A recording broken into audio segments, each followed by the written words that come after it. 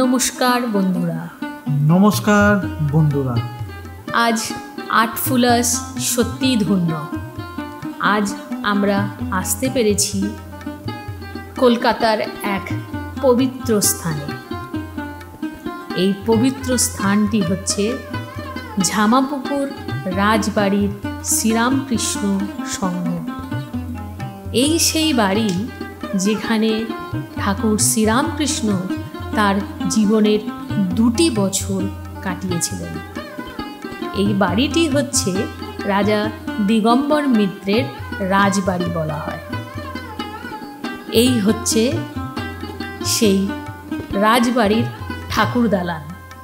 আমরা আজকে আসতে পেরেছি এই ঝামাপুকুর রাজবাড়ির ঠাকুর দালানের সামনে দাঁড়িয়ে আছি।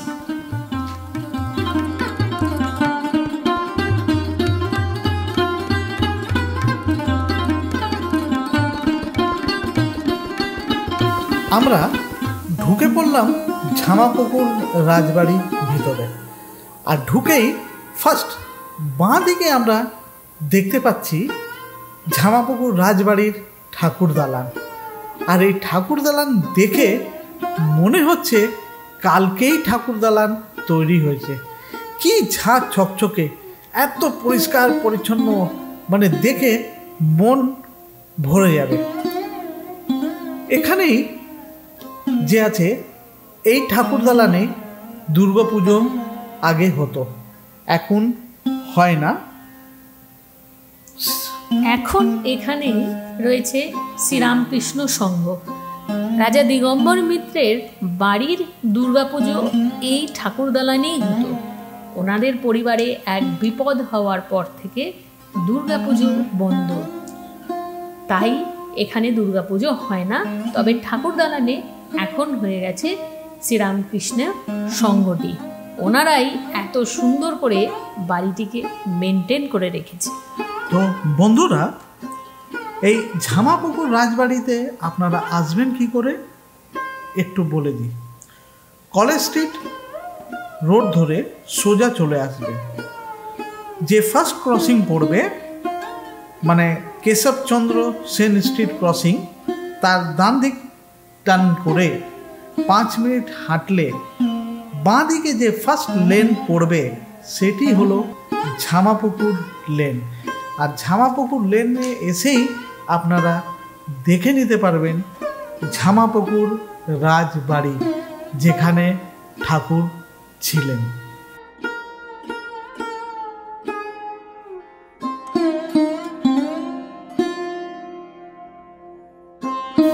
এই হচ্ছে ঝামাপুকুর রাজবাড়ির শ্রীরামকৃষ্ণের মন্দির। আর্টফুলাস আজ এই বাড়ির সম্বন্ধে জানতে কথা বলেছিল এই শ্রীরামপুর সংঘের সম্পাদকের সাথে। উনি আমাদের সুন্দর করে বলে দেবেন এই বাড়ির ইতিহাস। আমি অমিত রায়, বর্তমান ঝামাপুকুর রামকৃষ্ণ সংঘের সম্পাদক। এই রাজবাড়ির ইতিহাস অতি প্রাচীন। এটি হচ্ছে রাজা দিগম্বর মিত্রের রাজবাড়ি। ঠাকুর তখন ঠাকুর হননি, তখন উনি গদাধর চট্টোপাধ্যায়, ঠাকুরের দাদার চতুষ্পাটিতে রামকুমার চট্টোপাধ্যায়ের সঙ্গে বালক গদাধর এখানে এসেছিলেন এবং এই মন্দিরের পার্শ্ববর্তীতে ঠাকুরের দাদার একটি সংস্কৃত টোল ছিল। সেখানে ঠাকুরের দাদা টোলে পড়াশুনো করাতেন। ঠাকুরের দাদা ঠাকুরকে বারংবার বলেছিলেন যে বিভিন্ন বাড়িতে যজমানগিরি করবার জন্য। ঠাকুরের দাদার সঙ্গে এই অঞ্চলের বিভিন্ন বাড়িতে যজমানগিরি করেছিলেন, কিন্তু ঠাকুরের ধর্ম অনুযায়ী ঠাকুরের জীবনে কোনো কিছুই যোগ নেই, সবই হচ্ছে বিয়োগ। এজন্য ঠাকুর এই স্থানে দাঁড়িয়ে বলেছিলেন, চালকলা বাঁধা বিদ্যে আমি শিখিব না। যেন ঠাকুর আর সেই পথে আর যায়নি। এটি হচ্ছে ইতিহাস। এরমই একটি পবিত্র স্থান, ঠাকুরের পদধূলিধন্য ঝামাপুকুর রাজবাড়ি। ঠাকুরের পূজিত শালগ্রাম শিলা এই রাজবাড়ির দ্বিতলে রয়েছে এবং তার পাশেই লক্ষ্মী দেবী রয়েছেন। ঠাকুরের পূজিত সেই শালগ্রাম শিলা আজ জগৎ বিখ্যাত।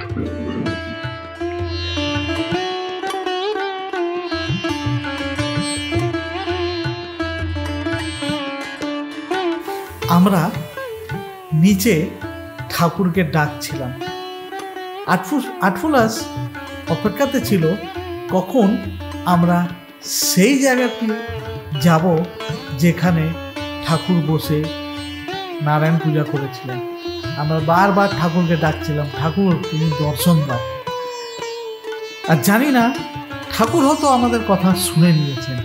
আমরা পৌঁছে গেলাম দোতলায়, যেখানে ঠাকুর বসে শিলা পূজা, নারায়ণ পূজা করেছিলেন। এখানে রয়েছে যেমন ওনার ব্যবহৃত আসবাবপত্র, পুরনো দিনের বই, এবং ইনি হচ্ছে রাজা দিগম্বর মিত্রের ছেলে। অষ্টমীর দিন মারা গেছিলেন, তারপর থেকে পুজো বন্ধই ছিল এক প্রকার বলা যেতে পারে। আর ঝামাপুকুর সংঘ যেটা আপনারা নিচে দেখলেন ওটা দুর্গা মণ্ডপ ছিল, ওখানে দুর্গা পুজো হতো রাজবাড়ি। এদিকে আসুন, মায়েরা এই খিড়কি থেকে বসে, ইনি হচ্ছে রাজা দিগম্বর মিত্র মহাশয়। ওনার দুই ছেলে মারা গেছে। ভেতরে দুর্গা মণ্ডপে দুর্গা পুজো দেখতে হ্যাঁ দেখতে পেয়ে মায়েরা বাড়ির হতেন না, তারা ওইখানে বসে দুর্গা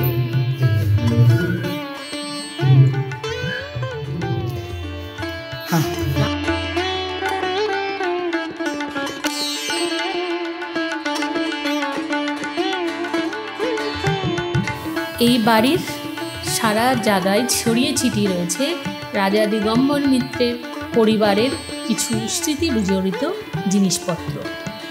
এখন এই বাড়িতে ওনাদের পরিবারের কেউ থাকে না, তবে এই বাড়ির একতলায় শ্রীরামকৃষ্ণ সংঘ আছে, উপরতলাটি বন্ধ থাকে। স্পেশাল কোনো অকেশন হলে তখন উপরতলাটি খুলে দেওয়া হয়, জনসাধারণ এসে দেখতে পারেন। সত্যি আমরা নিজেকে ধন্য মনে করলাম। আজ আটফুলাস এক ঐতিহাসিক মুহূর্তের সম্মুখীন হলো। এই সেই নারায়ণ শিলা, যে নারায়ণ শিলাকে নিজের হাতে ঠাকুর পুজো করেছিলেন। সঙ্গে রয়েছে লক্ষ্মী দেবী। এই বাড়ির রাজা দিগম্বর মিত্রের পরিবারের মেন পুজো হচ্ছে লক্ষ্মী পুজো, আর তার সঙ্গে শ্রীকৃষ্ণের যত পুজো হয় প্রত্যেকটি পালন করা হয়। এখানে একজন পুরোহিত নিযুক্ত করা আছেন, যে ডেইলি নারায়ণের সেবা দেয়। এই নারায়ণ শিলাটি সত্যি ঐতিহাসিক, সারা জগৎ বিখ্যাত, কারণ ঠাকুর এনাকে, এই নারায়ণ শিলাকে করেছে জগৎ বিখ্যাত। আমরা এই ঠাকুর ঘরে দাঁড়িয়ে আছি। এখানে সেই পুরনো সব কিছু রয়েছে, যেগুলো দেখলে সত্যি নিজেদের জীবন ধন্য হয়ে গেল মনে হয়।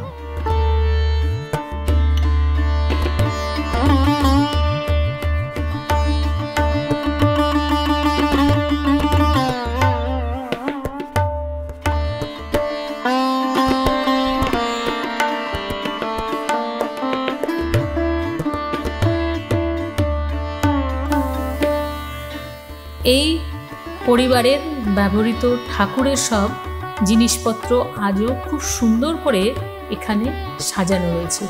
দেখুন, বেলজিয়ান গ্লাসের এই পোর্সেলিনের ফ্লাওয়ার ভাসটি। রাজা দিগম্বর মিত্র ছিলেন খুব সুখী মানুষ। রাজা দিগম্বর মিত্রের জন্ম হয়েছিল 1818 কোন্নগরের বিখ্যাত মন্দির বাটি মিত্র পরিবারে। উনি পড়াশোনা করেছিলেন কলকাতার হেয়ার স্কুলে, তারপরে উনি পড়েন হিন্দু কলেজে। সারা জীবন উনি শিক্ষকতা করে গেছেন, পড়িয়েছেন কলেজে এবং স্কুলে। এই বাড়িটির মধ্যে এখানে যে আমরা দেখতে পাচ্ছি, এগুলো হচ্ছে ওনাদের পরিবারের কুল দেবতা নারায়ণ আর লক্ষ্মী। নারায়ণ শিলা আজও পুজো হয় এখানে, আর লক্ষ্মী পুজোর সময় পট যে পটের উপর যে পুজো হয় সেই পটগুলো খুব সুন্দর করে ওনারা এখানে সাজিয়ে রেখেছেন। বাড়িটি খুব ভালোভাবে দেখভাল করেন এই বাড়ির বর্তমান যে কেয়ারটেকার আছে তিনি।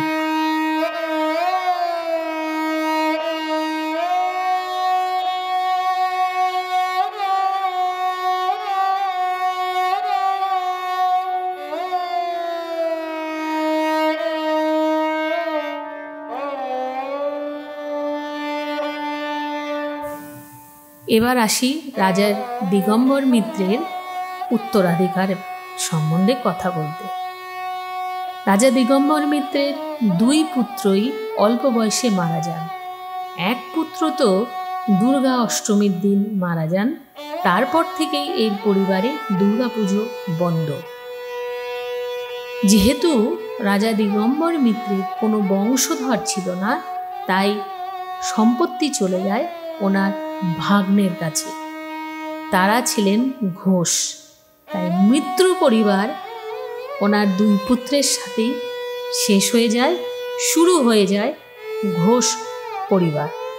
এই ঘোষ পরিবারই এখনকার রাজা দিগম্বর মিত্রের ঝামাপুকুর রাজবাড়ির অংশীদার বলা যায়। এখানে একটি ওনারা বংশতালিকা বানিয়ে রেখেছেন। পুরো ঘোষ পরিবারের এখনকার প্রজন্মের যে রানীমা আছেন তিনি মাঝে মাঝে আসেন, এসে বাড়িটি দেখাশোনা করেন, আর লক্ষ্মী পুজোর সময় পরিবারে আসেন। রানীমার 2 মেয়ে কলকাতার বাইরে থাকেন। আমরা সেই পবিত্র ভূমি দেখে এবার চলে আসলাম নিচে।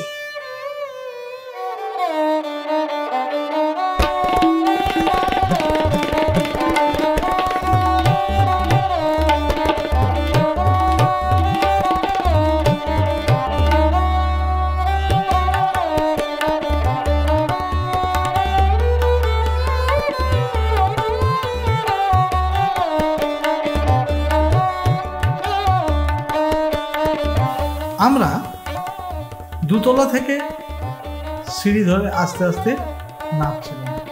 আর নামতে নামতে রাজবাড়ির পরিবাররা যা যা ইউটিলাইজ করতেন সবটাই আমরা দেখে আস্তে আস্তে করে নিচে নামলাম।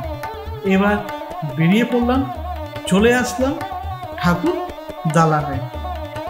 ঝামাপুকুর শ্রী রামকৃষ্ণ সংঘ অনেক সোশ্যাল অ্যাক্টিভিটির সাথে যুক্ত আছেন। গরিব বাচ্চাদের এনারা হেলথ চেক আপ, তারপরে পড়াশোনার জন্য বছরে একবার শীতের সময় সুইটার দেওয়া, অনেকগুলো অ্যাক্টিভিটিস এনারা করতে থাকেন। বয়স্ক মহিলাদের free eye check up lions club থেকে করিয়ে দেন এনারা।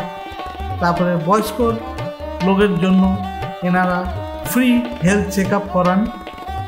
বার্ষিক অনুষ্ঠানে অনেকগুলো অ্যাক্টিভিটিস এনারা করেন বয়স্ক লোকেদের জন্য। আমরা এবার বেরিয়ে পড়লাম ঝামাপুকুর রাজবাড়ি দিয়ে। ঝামাপুকুর লেন ধরে হেঁটে চলেছি। বাঁদিকে সেই বড় রেলিংটা দেখা যাচ্ছে, লোহার রেলিংগুলো রট আয়রনের, যেটি তৈরি করেছিলেন মার্টিনসন বার্ন অ্যান্ড কোম্পানি। পুরো যে বাড়িটা পুরো অংশটা আজ আর নেই, অধিকাংশ অংশই বিক্রি হয়ে গেছে। শুধু যেটুকু ঝামাপুকুর রামকৃষ্ণ সংঘের আছে ওটুকুই রয়েছে, বাদ বাকিটা নেই। তবে ওনারা এর বিউটিফিকেশন নষ্ট করেননি। রাস্তা দিয়ে চলতে চলতে পুরো এরিয়া জুড়ে আপনারা দেখতে পারবেন এই রট আয়রনের, যেটাকে বলা হতো ঝুল বারান্দা। এখান থেকেই বা পরিবারের মহিলারা বসে রাস্তার দৃশ্য দেখতেন।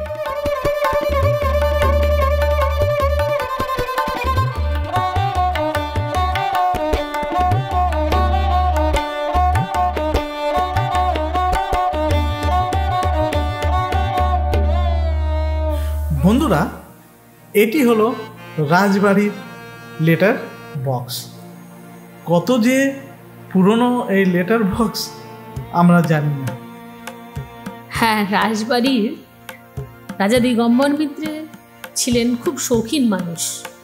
উনি কলকাতার প্রথম বাঙালি শরীফ হয়েছিলেন। তার তৈরি এই রাজবাড়ি আজও সুন্দর, অনেকটাই নেই, তাতে কি হয়েছে। আপনি যখন এই ঝামাপুকুর লেন ধরে বা কেশবচন্দ্র স্ট্রিট থেকে আসলেই দেখতে পারবেন এই পুরনো ঐতিহ্যবাহী বাড়িটি। আমরাও দেখতে দেখতে এবার বেরিয়ে পড়লাম আমাদের গন্তব্যের দিকে। তো বন্ধুরা, ঝামাপুকুর রাজবাড়ি কেমন লাগলো একবার কমেন্টে জানাবেন। আপনারা তো কমেন্টই করেন না। আপনারা যদি কমেন্ট না করেন তো আমরা কি করে ছুটব? আপনারা পেট্রোল না দিলে গাড়ি কখনো ছোটে? হ্যাঁ, আর আপনাদের এরকম আর কোনো রাজবাড়ি সম্বন্ধে জানার ইচ্ছে থাকলে চ্যানেলটিকে কমেন্ট করুন। আর আজকের এই ভিডিওটি কেমন লাগলো অবশ্যই একটি লাইক করে আমাদের জানাতে ভুলবেন না। যে বন্ধুরা এখন অবধি আমার চ্যানেলটিকে সাবস্ক্রাইব করেনি তারা তাড়াতাড়ি করে শ্রী রামকৃষ্ণর নাম নিয়ে আমার চ্যানেলটি সাবস্ক্রাইব করে নিন। আমরা বেরিয়ে এসেছি ঝামাপুকুর লেন থেকে, চলে আসলাম কেশবচন্দ্র সেন স্ট্রিটে। এই রাস্তার না জানি কত ইতিহাস আছে। বন্ধুরা, আমাদের সাপোর্ট করুন।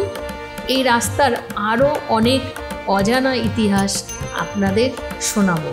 হ্যাঁ বন্ধুরা, লাস্ট বেল আইকন টিপতে ভুলবেন না। হ্যাঁ, তার কারণ কি, যদি আমরা কিছু আপনারা যাতে কোনোভাবে নোটিফিকেশন মিস না হয়, সেই জন্যই বললাম বেল আইকনটি প্রেস করতে ভুলবেন না। আর্টফুলাস সবসময় চেষ্টা করে কোনো নতুন তথ্য নিয়ে আসা আপনাদের সামনে। Yes, Artfulous loves to explore Bengal's heritage and culture. ধন্যবাদ।